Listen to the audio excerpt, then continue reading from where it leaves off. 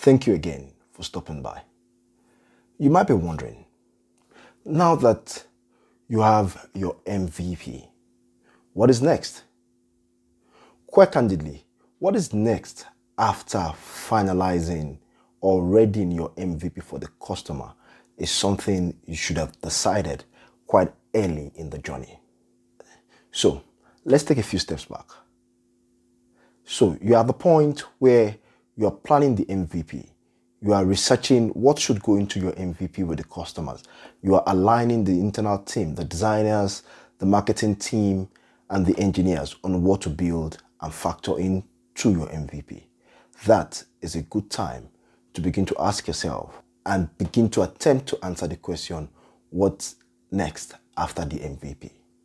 So there are about 3 things you need to do once your MVP is ready.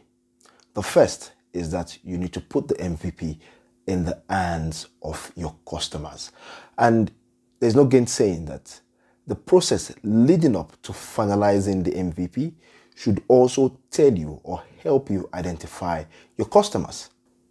Don't forget that you need to carry the customers along whilst creating or crafting your MVP. So it would be a shame if you didn't do that, or if you didn't know who the customers are at the time you are crafting your MVP. So never wait till when the MVP is ready to start looking for the customers. You should already know who the customers are and where to find them. Now, your job is not done by simply putting it in the hands of the customers. You need to watch the customers use your product. You need to see what features of the product delights the customers, which ones meet their basic needs, and which ones excite them, as well as which ones, by being present or being omitted, frustrates the customers. All of this information, which you can deduce by observing the customer, or by listening into the customer support calls that customers make, or by reading the bug reports that customers submit, will give you insights into where opportunities for improvement lies. Now, you've placed the product in the hands of the customers. You are watching to see what delights them, what annoys them, what frustrates them, and all of that. It's super important too to tease out whether or not your product really addresses a core problem that the customer is willing to pay for. If your product is indeed addressing a core pain point for the customer and it is addressing it well, then the question you need to ask is, how might we further or better address these problems? And answers to these questions, which you would arrive at on your own and in consultation with the customer, would lead to opportunities to iterate your product.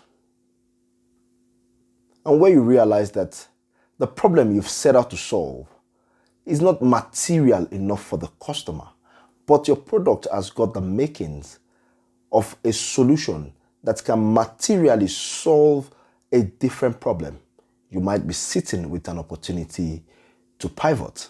And in all of this, you as a product manager or as a member of the product team, you need to be extremely honest with yourselves.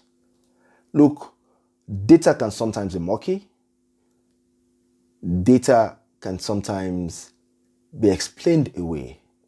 But it's super important that in looking at your data, you look at your data objectively and with a view to improving the lives of your customers and in return, your company's bottom line. So you need to put your ego aside and you need to be aware of your biases and account for them in your decisions and in your analysis of the data before you. I hope you have found this interesting and insightful like all the other content we provide on this channel. If yes, please say so in the comment section below. And should there be a question you would like to have me answer, either in writing or in a video, why don't you tell me about that question in the comment section below? And finally, if you are not yet subscribed to the channel, now is a good time to do so. Your engagement here on this channel not only motivates me to keep going, it also tells the YouTube algorithm to take this channel seriously and show our content to more people like you.